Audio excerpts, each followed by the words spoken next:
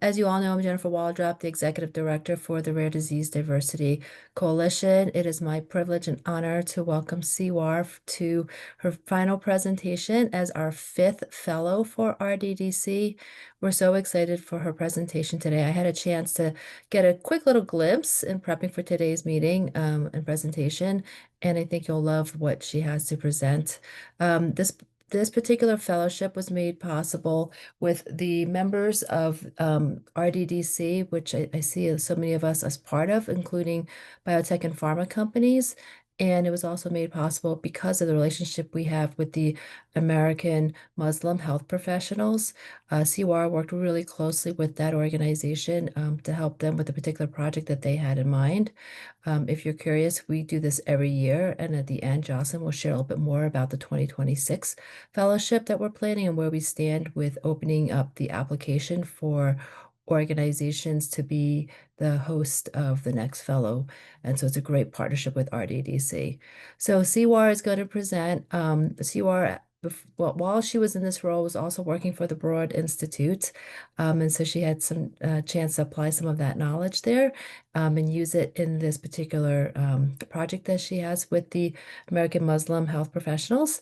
And if you're curious, she's done with working for a little while and she's going on to med school. So I'm super excited that she has been accepted and will be attending Stanford in like matter of days. She's already out there already. As many of you know, my sister also graduated from Stanford, so I know she's in good hands with the academics over there. So I will turn this over to you now. Thank you so much, Siwar. Yeah, thank you so much for the kind introduction, Jennifer, and thank you all for being here today. I'll just go ahead and share my screen to present some slides for today's presentation. So as Jennifer introduced, my name is Siwar. I'm the 2025 RDDC Fellow. It's really been an honor to work with the organization this year over the last couple of months, and as well with the American Muslim health professionals, which I'll refer to as AMHP for the duration of today's presentation. So just briefly a little bit about RDDC. You can feel free to go ahead and kind of skim through the slide, but in short, RDDC's mission statement is focused on reducing health disparities in the rare disease community. And the coalition brings together rare disease experts, patients, healthcare professionals, diversity advocates, and industry leaders to bring about evidence-based solutions that alleviate the disproportionate burden of rare diseases on marginalized populations. Many of you on the call are part of RDDC, but just wanted to provide this background for kind of context. So for the duration of the fellowship, like Jennifer mentioned, I've been working with AMHP on developing an anti-discrimination curriculum for providers who serve Muslim and other minoritized rare disease patients in the United States. So over the last couple of months, we've really been putting our heads together on how do we create a curriculum that is accessible to providers and can really cover a range of anti-discrimination and anti-racism teachings as well. So before I kind of dive into that work, I just wanted to introduce me a little bit more. So Jennifer provided some kind of intro context, but a little bit about me is I am Syrian American. I was born and raised in New York. And I think that's very helpful context because I really was surrounded by health disparities, both within my family, my neighborhood, my community. And I like to say that, sometimes you experience something before you have the words for it.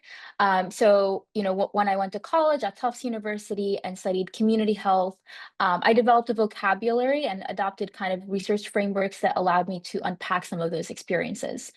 So terms like health disparities, social determinants of health, which we'll talk about a little bit later, community engaged research, and all these other tools and techniques that allow us to kind of look at our experiences and kind of a closer lens and to further unpack the systemic reasons that may drive them. So I really was drawn to community health for that reason, to better understand my family's experiences, so many other minoritized families' experiences. And so at Tufts, I studied community health, Arabic, and biology, and graduated in 2023. And in my final year, I really was drawn to the genetic research space. I began working at the Boston Children's Hospital NICU on a project looking at the psychosocial impacts of genetic testing on parents whose children receive genetic testing in the NICU. So that was a very unique project for me because I was specifically looking at parental outcomes and kind of parental mental health. And it was a space where there was so much resilience, as well as so many gaps, both clinically and also in the public health sector. So I was really drawn to genetics for those reasons and for the impact that I could have potentially in the public health space and in collaborating with minoritized groups. So I went on to work at the Broad, like Jennifer had mentioned. I worked on the Rare Genomes Project. And there I continued working with so many families, which again really highlighted the need for kind of further cultural competency in rare disease research. And I was able to see, who even gets genetic testing, who's able to access it, what communities may have fear of medical systems or fear of genetic testing due to historic harm that has been done. So these were really important lessons that kind of provided further background within genetic and genomic research and healthcare. And so now I'm an incoming med student and Knight Hennessy Scholar at Stanford, where I'm really hoping to kind of bring so many of these lessons, both from my education and work, as well as this fellowship, to hopefully continue collaborating with minoritized groups on some social change. And so I just kind of italicized some of the topics that interest me and that I tried to pull into this fellowship, which included health equity, academic community research partnerships, as well as minoritized health advocacy. So hopefully that's kind of helpful context for the remainder of the presentation. So why minoritized health? I briefly mentioned how I worked at the Broad Institute, and there I was really involved in a lot of community outreach work. So really looking at what groups are underrepresented in genetics and how can we kind of build further trust with them to both allow further representation in the patient population as well as in the workforce. So I was really privileged to work with various partners, including the Broad Institute, the Center for Arab Narratives in Dearborn, Michigan, as well as the Arab Society of Genetic Counselors, to put together a project called Project MENA Pedigree. It's a very long acronym. I didn't put it on the slide to not overwhelm everyone, but MENA stands for Middle Eastern North African, and Pedigree stands for Progressing Equity, Diversity, and Inclusion in Genetic Research, Education, and Empowerment. And so this was a really collaborative academic community research partnership that was based on the premise that we need to have further representation in genetics research to do better science, but to also build trust with communities that may have been harmed in the past. And so through this project, I was really shocked that less than 0.01% of participants that participate in genome-wide association studies are of MENA origin or ancestry. And so this was a huge gap, and I really saw kind of, upfront and personal how, the mistrust that we have in society between physicians, researchers, and community members may lead to further downstream harm and may limit the information that we have available for these communities. So I was really drawn to work that would allow me to work with minoritized patients and help kind of further unpack the systemic reasons why they may not be included in genetics and in genomics. So when I found out about the scholarship, or not scholarship, fellowship, I was very drawn to working with the AMHP. They kind of shared this goal of mine of working with minoritized groups and of building further inclusion and representation in genetics and in rare disease and healthcare in general. And so we realized that there really is a need for further provider education when it comes to cultural humility in working with minoritized groups, especially Muslim patients in the US. And so we thought that, by building a curriculum, we could provide lessons that could be centered in trust building, that could be translated across various diverse patient groups, and that could really be rooted in practicing better medicine. So we saw this curriculum as necessary for improving the health of Muslim patients, but also so many other minoritized communities. And so once again, the goal was to create this novel clinical curriculum for US providers who serve these patients. And so we really wanted to make sure that we included scenarios so that it could feel kind of realistic and that providers could kind of, picture themselves on the scene working with these communities, as well as including intersectional identities. So we really wanted to loop together various identifiers and make the scenarios realistic, as well as representative of so many patients and families. So just briefly, I mentioned some of these words, but I wanted to provide context of intersectionality and social determinants of health. So the term intersectionality was coined originally by Kimberly Crenshaw, who's a huge figure in health equity. And basically it talks about how our various identifiers may intersect and create unique powers and abilities and lived experiences. And it really kind of touches on social determinants of health, which are factors such as, where we live, where we work, our access to food, housing, and so many other kind of basic life necessities. And so I bring up these terms because they were really crucial in rooting ourselves in these scenarios and in making sure that we offered comprehensive representation. And so I have this kind of like formula I put on the slide, but just to say that when we have better representation, we do better science and we can therefore provide better patient care. So a lot of the scenarios, and you'll see an example in a couple of slides, have overlapping identifiers when it comes to race, ethnicity, gender, linguistic ability, socioeconomic status, and so many more, to really provide kind of complex landscapes that are representative of real life or as close to real life as we could get. And once again, we really wanted to kind of root our scenarios in anti-racism and anti-discrimination practices to make sure that providers are, understanding these principles and able to apply them to clinical contexts as well. So we covered various clinical areas. I have them here listed out on the slide. Once again, trying to be as thorough as possible and wanting to also to have overlap. So for example, a scenario could touch on pediatrics and end-of-life care, or it could touch on, maternal health and nutrition. So combining areas of focus allowed us to build a more complex scenario that once again could be even more realistic and could allow the provider taking the curriculum to really think critically about some of these issues. So here on this slide, I have kind of an overview of the general structure and the general way that we put together the curriculum. And as you can see, it's kind of a loop that goes on and on. And the reason for that is we really see these scenarios as works in progress and always open to kind of further revision and further refinement. So if you have any thoughts or feedback after today, would love to hear them. But initially, if you just start at the top of the circle with drafting the scenario, that's where I would start with each and every scenario. So I would consult the academic literature, I would consult those with lived experience, various health policies and other resources available to put together scenarios that I felt were representative and could provide, once again, kind of a complex and critical lens for providers who are reading it. Then I would take it to our advisory board, which was put together by my supervisors at AMHP, Shoaib and Dr. Sanat Sayed. And these included physicians, researchers, community representatives, and others who either are Muslim or work with Muslims nationally. And so I would solicit feedback from them and get really helpful advice on how to further refine and improve these scenarios. I would then apply their edits and take it back to the AMHP leadership that I had mentioned, where we would really think about, the public health and implementation science elements of the scenarios. So not only are they, clinically relevant and relevant in terms of lived experience, but how can the public health sector really respond to it? And this was really important at a systemic level to make sure that these scenarios were appropriate and productive for the physicians and other professionals that would take it.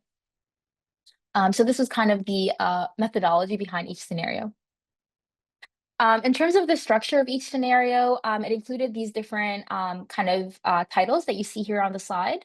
So I would always begin with context or a storyline. I would try to my best to make this as realistic as possible. And also just as a disclaimer, each scenario is completely fictional, which I'm sure you probably assume, but just to outright state that. But while it is fictional, I wanted to try to make it as realistic as possible for the individuals who would take the curriculum. And so I would include names, backgrounds, intersectional identities, and kind of, life stories to try to root the person person or the provider taking the curriculum in this fictional character's life.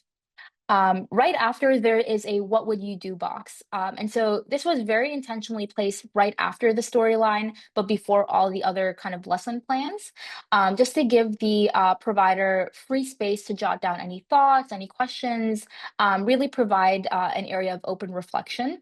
And you'll see later on kind of the utility of that as well in further slides. But the next section is primary concerns. And the reason for this was, there is this complex scenario, but at the same time, we want providers to be able to identify the clinical and psychosocial lens that is necessary for each scenario and to just see what are the primary concerns or the kind of first and foremost topics that they want to cover with the patient, almost like triaging each scenario and making it clinically applicable. Following that is person-centered strategies. So these are just ideas for approaching the case. We stress that, there could be more than one answer, more than one approach, but these are just ways that we recommend or that could be starting points for providers. And then finally, our lessons learned.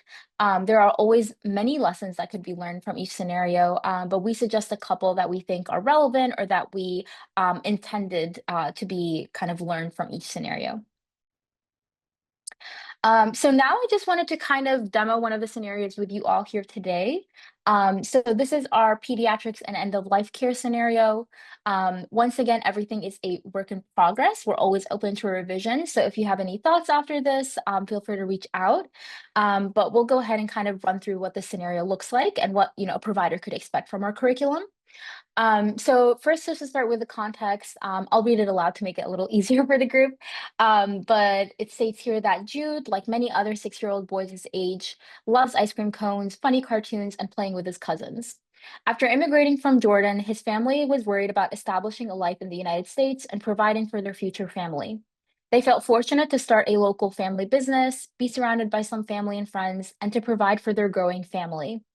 When Jude, the youngest child of the family, came along, however, they were sent to receive a terrifying diagnosis: alpha 1 antitrypsin deficiency. Wanting Jude to live a normal life like his other siblings, Jude's parents did not tell him about his diagnosis, hoping he could thrive by not knowing. Due to his rare condition, Jude's liver function kept declining and he was added to the transplant list. Over time, however, Jude entered liver failure and got so sick that doctors deemed him ineligible for a transplant. Unfortunately, he was delisted. The doctors told Jude's parents that the next step is palliative and comfort care, as Jude will eventually pass away from his present illness. Jude's parents are heartbroken and already grieving the future they had imagined for Jude and their whole family. His parents are unsure of what to do next. Wanting Jude to have the best quality of life possible, they do not know whether to take him home and live their lives normally, or to disclose the diagnosis to him in a way he can understand, or to even somehow continue fighting to keep him alive. As Jude's pediatrician, how can you help him and his family in this difficult time? So that's kind of the context for this pediatrics and end of life care scenario. And so now I'd like to just give you all a minute or two just to kind of reflect on the scenario and picture yourself as the fictional healthcare provider that is taking this scenario. Just take a minute or so to reflect on what you would do or what approach you would have with this family and with this patient. And then in a minute or so, if you'd like to drop some responses in the chat or unmute, we can do that. So feel free to just go ahead and take a minute or so. Siwaar, Sarita asked, could you go back to the story? Yes, that's a wonderful point. Yep. Okay, it's been about a minute. I see some thoughts in the chat already populating. Someone said, I would initially take the time to fully understand their cultural and religious needs, if any, and address any concerns they may have. That's a wonderful point. Really tailoring it to each family. Any other thoughts or any other approaches anyone had? And this is complex, so it's okay if you need more time. This was barely a minute, but if there's any other points. I would ask them what their goals are at this point. That's really good to know. Yes, every family and patient may have different goals and expectations, and it's really important to assess that. Another person said, bring in a social worker and palliative care coordinator to talk with the parents, learn about their family and religious history. That's really great, especially for that psychosocial context, and to loop in, other colleagues outside of medicine that can really be helpful in this case. I would make sure the family has gotten a second opinion. Right. It's always important to assess, multiple providers and make sure that there aren't any inaccuracies or there could be a better path forward. Perfect. These are wonderful points. And actually, you're hitting on a lot of what we talk about later in the scenario. So after this free text box, which every provider would have taking the scenario of what would you do, we run through the primary concerns. So feel free to kind of skim through the slide, but just at a glance for primary concerns, they were Jude's comfort and quality of life. The ethical and socio-emotional resources that could be helpful in this case, as well as the hospital to home transition for the family in terms of settling in and finding support in that way. Oh, I see another point too from Sanat, bring in culturally appropriate chaplain and involve genetic counseling. Yes, that's huge. Really important to kind of loop in psychosocial support and other kind of cross-disciplinary colleagues in these conversations. For person-centered strategies, once again, feel free to go ahead and skim through this slide if you're curious. But in short, we really identified respecting parental confusion, emotions, and decision-making, providing a variety of options for families to choose from, as well as offering a non-judgmental and empathetic voice as really core tenets to supporting the family in this case. And there's always more answers. So these are just ones that we recommend. And yes, thank you so much, everyone, for your participation. For lessons learned, this really is person dependent, depending on your background and what you're taking away from the scenario. But, 3 lessons that we thought could be relevant here are to practice honesty, transparency, and sensitivity when communicating with patients and families, respecting familial and parental values, preferences, and cultural beliefs regarding challenging topics, and providing sufficient resources and plan options for families to make informed decisions, which are essentially saying everything that you all put in the chat. So that's really amazing that it really came across, and really kind of what we thought could be very important takeaways for providers who read this scenario. So kind of as I wrap up, I did want to share some next steps ahead in case you're curious about this work and want to further explore it or build on some of these efforts. One of our next steps is piloting a workshop in Boston this upcoming Monday at the Harvard Public Health School. You can feel free to register if you're in the area. We'd love to have you in person. We think that the in-person participation could provide a lot, kind of more than the virtual participation, because there's a networking social hour at the end. So you can kind of meet other researchers, community members, and advocates in this space. I believe Jocelyn will be dropping the link in the chat. I can also try to do so now, but please register by August 8th. In order to kind of sign up for the event. We'd love to have you there. We'll be further talking about the scenario. There will actually be a copy of each and every scenario in the curriculum, so you can further explore ideas and once again network with people in this space. Thank you so much, Jocelyn, for dropping the link as well. We will also be presenting nationally at the American Public Health Association conference, the APHA. This is a very popular conference. Maybe many of you will be there on this call or listening to this recording. Feel free to stop by, say hi, and kind of listen in on some of this work. We'll present at a roundtable session at the Caucus on Public Health and Faith Community. And so we'll specifically be talking about the methodology for putting together the curriculum and its implications in clinical medicine as well as public health implementation. Whereas this presentation and the Boston workshop are looking at the scenarios themselves, this session will really be focused on kind of what methods did we use to put together the curriculum, where could this go further and further be applied, and maybe even a test run at a larger scale. So feel free to stop by there as well if you are in the area. And then finally, we really would love to build on with implementation science. So this curriculum still needs to be validated, applied further, and further connect with with communities. And so we're really curious about, further connections from here. Maybe it could be implemented in medical school curricula. Maybe it could be, workshop for various hospital departments during grand rounds. There's really a lot of ways we could take this. And so if you have ideas, we'd love to hear from you. We'll also be further exploring ideas, but really want to get this curriculum kind of off the page and translate it to the real world in the coming months and years. And then finally, I would love for us to stay connected. I wrote a couple blogs for the RDDC during the fellowship. So I have a QR code here if you'd like to kind of take a read through some of them. They talk about a lot of the topics I briefly touched on today, but just in greater detail if you're curious. I also would love to connect with you on socials. I'm pretty active on LinkedIn, which I know some people love LinkedIn, some people don't love it as much. I think it's a very powerful space. So feel free to connect if you do have one. I also have a web blog that I am trying to use more often, and there is a contact feature. Thank you, Jocelyn, for sending that. So feel free to reach out there as well. I'd love to hear from you. And once again, so much of this work is in constant conversation and revision. So if you have any feedback or any thoughts, really would love to hear from you. And so finally, I'd just like to thank everyone for being here today.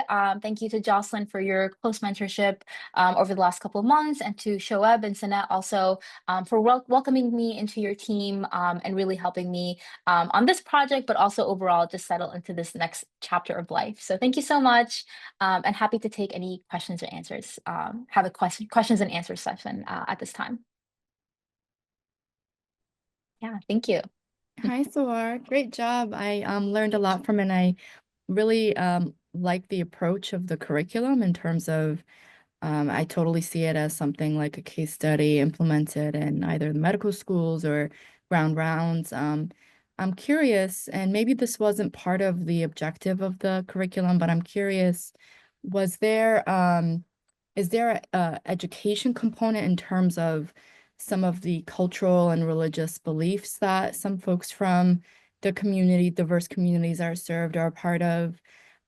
Because I was looking at the sort of setup of the actual curriculum, and I'm not so sure if there was a space for that, especially being that a lot of folks might have never interacted with a Muslim patient or with someone who is different than an average patient that they would have seen. So I'm just curious if that was part of the conversation. Yeah, thank you so much, Samia, for being here and for your wonderful question. That's a really good point.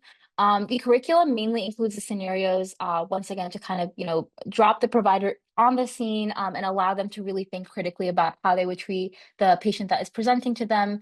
But you do bring up a good point. Maybe a lot of providers haven't come across a Muslim patient, or maybe rarely do, and are unaware of some of the cultural and religious needs.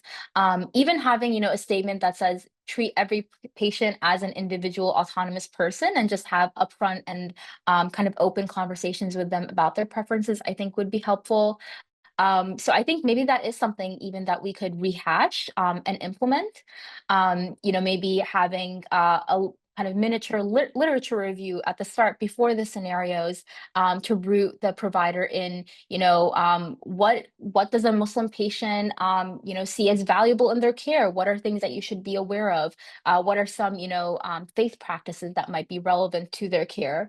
I think something else that I found interesting in putting together the curriculum that providers on the advisory board would bring up are that, it's really important to understand that Muslims and any patient group out there, any minoritized or any group at all, are not a monolith. So there could be, values and general things to keep in mind, but from one Muslim patient to the next, there may be different preferences, and everyone has their own kind of lived experiences and expectations out of their healthcare.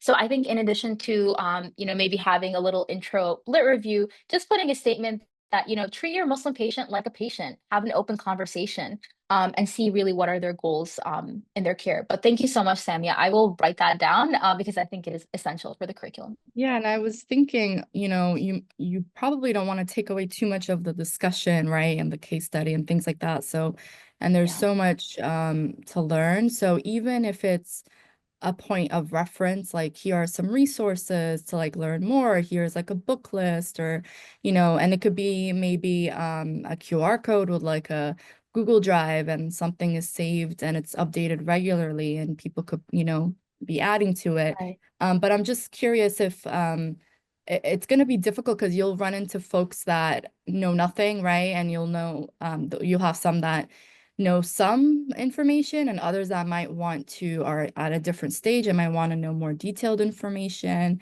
But definitely, usually when I do trainings, I definitely talk about how these are just basic things, but you want to definitely ask the patient, you want to talk to them and see what their preferred needs are. In addition to that, the generational dynamic of the household too, right? Like first generation foreign born, things like that. So, but I think like a place of having something where they could learn a little bit more about and they don't leave away from the training or the session not having additional things that they could read up on if they have the time. That's a wonderful point. Yeah, having like a resource folder, a resource list. I think at the end of the curriculum, we'd love to have a next steps list for every person reading it. So, where could you go to get further resources? And like you said, people are coming in with various baseline knowledge. So it's hard to assess, but I think having hopefully further resources, since one curriculum can't fill everything, it can't fill every gap, having resources for people to go from there. But that's a wonderful point. Thank you so much again, Sonia. You're welcome. Thank you for your presentation. Awesome. Any other questions or thoughts? You have some really great comments in the chat, Siwar. People just saying great presentation, informative info, congratulations. Great presentation, love all of the next steps. And then Shoaib says, thank you, Siwar, for your fantastic work. Looking forward to staying connected and following your professional journey. And Dawn says, this will be a great tool for medical and nursing schools. So we have a question from Sarita.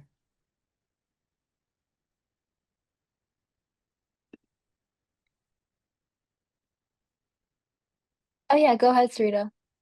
I'm sorry, I was trying to Oh get no. I was trying to unmute and all the stuff. Really great presentation. I had 3 questions, and so I didn't want to flood the chat. I figured I'd just come on screen on camera. So my first one was when you were thinking about this, like how did you plan to identify the providers when it came to those who serve the Muslim community? Is that like a targeted approach where those providers, work like different hospitals or different things, not necessarily the curriculum piece of it in terms of learning, but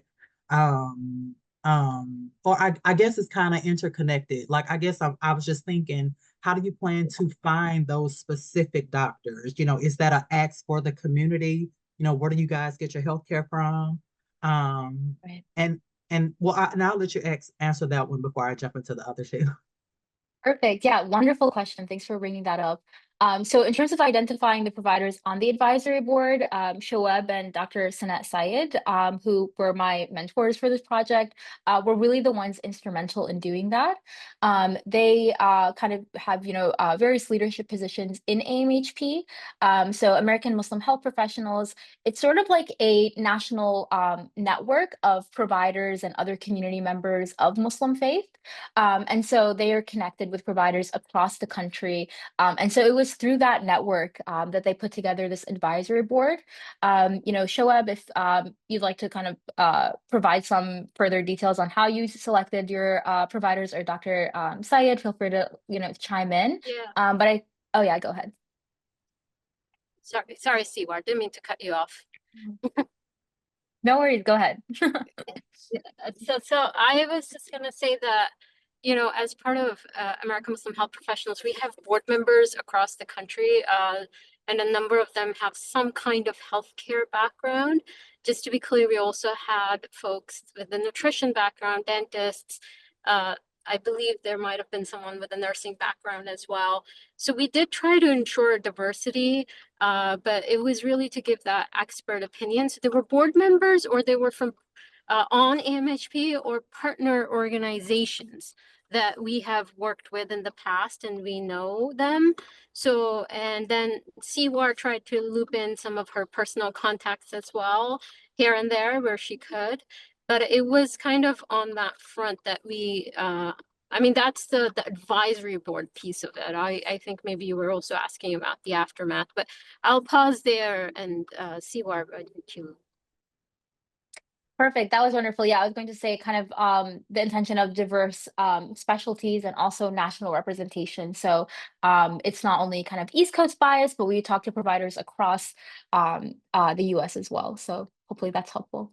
Yeah, it is. It is. And so would that be your starting point in terms of putting the education out there? Would you start with this, this organization to kind of help spread the word and spread the curriculum, and then with the hope that they can reach a broader group of people who serve specifically Muslim communities? That's a wonderful question, and actually, that's a great idea. Kind of getting to that third next step ahead that I had on the slide of Mhm. finding further ways to be rooted in implementation science. Maybe AMHP network is that next step for us. Maybe we could do kind of an info blast to the listserv and see what providers are interested in kind of test running the curriculum with their clinic or with their team. So I think that's a wonderful next step. I think at least kind of from my perspective, I was hoping that as we further present, so, in the workshop in Boston in a couple days, in the APHA national conference in a couple months, that maybe we could build kind of a running coalition or running audience of people and collect those emails and contact information of people that would like to stay in the loop. And kind of in the end, after we've, finished presenting and refining, reaching out to those people and seeing if they would like to adopt the curriculum, that maybe would be a good next step ahead. So I think you bring up a wonderful point. AMHP could be a wonderful kind of test run network to tap into, and the providers in that network to see if the curriculum is productive and effective. Good stuff. Yeah, And I then, agree. oh, Sorry sorry. about that. Sorry, I just wanted to add a little bit more to your, in response to your question. It's obviously we will utilize the networks that we have, but we also want to be cautious about just, keeping this like talking to each other about it. The idea Right. was to also have broader scope and going Yeah. beyond, because if our network is mostly Muslim providers, they have a familiarity, and we do want to have a broader audience. But I definitely agree that those are like the connections. Like obviously, since I'm based out of Boston, I was able to pull together this presentation in collaboration with Siwaar and another physician I know at Brown University, and that hopefully opens some doors and helps us like run it by another more diverse audience for sure. And we definitely welcome, more input and insight and ideas. So yes, we will try to harness the network to get to the next level. We're also very conscientious that to have this implemented might require like a little bit more work in terms of like if we want to have more of a visual training, instead of just like a written guide, as like more interactive. So we may need to have another resource to develop that. So we have to think of through all of this, but definitely what you have said is really on point. Awesome, good stuff. Thank you for the feedback. And then my other two really quick questions were, how do you plan to measure the success of the program? Once a physician goes through the scenarios, will you generate feedback? Is there a pre-post assessment? Like, how would you measure that? And then two, I was curious, were the scenarios, real life scenarios, were they created by patients in the community, or did the medical team create them? Because, we know that sometimes those viewpoints can be completely skewed and different from one another. So I was just curious about those Right. two things too. These are really important questions, actually. So thank you so much for bringing that up.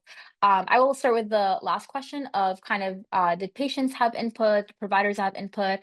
These are entirely fictional scenarios, so the people and the stories are, not real people, but they were inspired by lived experiences. And so the providers on the advisory board provide kind of clinical expertise, as well as community members who are part of the advisory board who may be providers themselves, but are looped in with the community. But I definitely think that could be a limitation. Is this something that a patient or patient family sees as representative of their experience? And so I think that's why we're also stressing that this is a work in progress, and that we're open to, feedback. If something doesn't feel representative or feels too clinical or too hypothetical, I think that's something important to know, just to make sure that while providers are taking the curriculum, it should be rooted in real life and in reality for so many patient families. So yes, it was predominantly constructed by providers, but so many of the providers on the advisory board are looped in as community members. So we hope that kind of, provided additional perspective, but you're certainly right, Sarita, that there's more kind of patient voices needed to make sure that this is representative. And then for your second question about measuring success, I think something that we're really looking forward to is qualitative data. I think sometimes qualitative data is undervalued, and we need like numbers and metrics all the time to show success. But especially in the minoritized health space where numbers sometimes are limited or sometimes are really hard to really put together, I think qualitative data could be very helpful. So we'd really be interested in, providers that do take on this curriculum. What did they learn? Did they find it helpful? Is there something missing? Dr. Sanat Sayed brought up we really need more visuals to make this curriculum come to life. So do providers agree with that? What visuals would be helpful? So I think qualitative feedback in that way would be nice to have. You brought up the idea about pre-post. That is something actually I'm very interested in. So if we do, have this curriculum up and running, could we, maybe turn this into a study of sorts to measure its efficacy? So maybe doing, a pre-survey with providers, conducting the curriculum as a intervention, and then conducting a survey again post and seeing, are there measurable outcomes where maybe we could develop kind of mixed methods data that could complement the qualitative feedback. So you bring up wonderful ideas. I feel like we need you in our team meetings. These are wonderful questions. And I'm really hoping that they could serve as some of our next steps after this fellowship.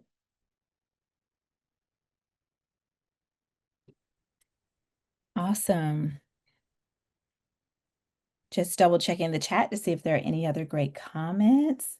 We just want to thank you from RDDC, the Black Women's Health Imperative. We're so glad to have you this year, Siwaar, to conduct this study to work with our great partner, AMHP, on this anti-discrimination curriculum.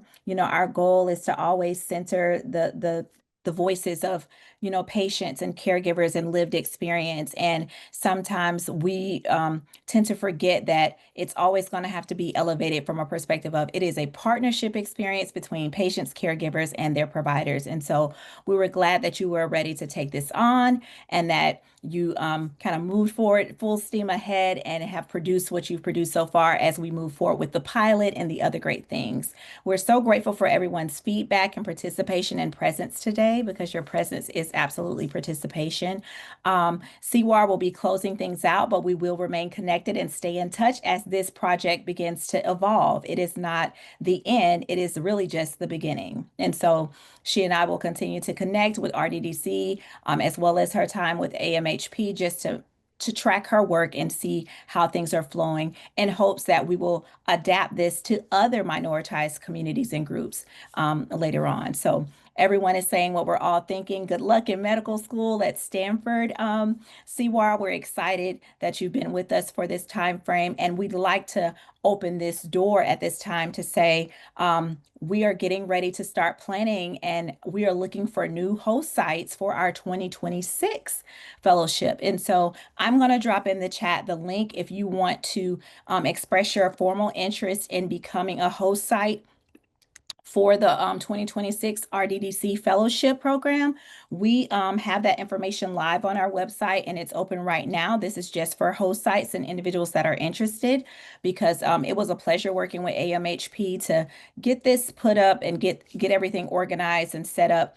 And we know that this great work is just going to continue to evolve as we plan to move forward. The great thing about so many of the projects that we work on is it does produce evidence-based tools, but it's also an evolving or living project because we know that updates and different iterations will be needed. And we're so excited to get your feedback because all it does is help us enhance the project as we move forward. So thank you all so much for your presence today. We are super excited to, again, close out things strong with Siwaar. So congratulations again, Siwaar, on completing your 2025 RDDC fellowship, and congrats as you move forward with medical school and continue to make an impact in the rare disease space. Please feel free to reach out via that link on the website to RDDC and the team. If you're interested in becoming a host site for 2026, applications are open and will close on August 25th. So we are so grateful for you all joining us today.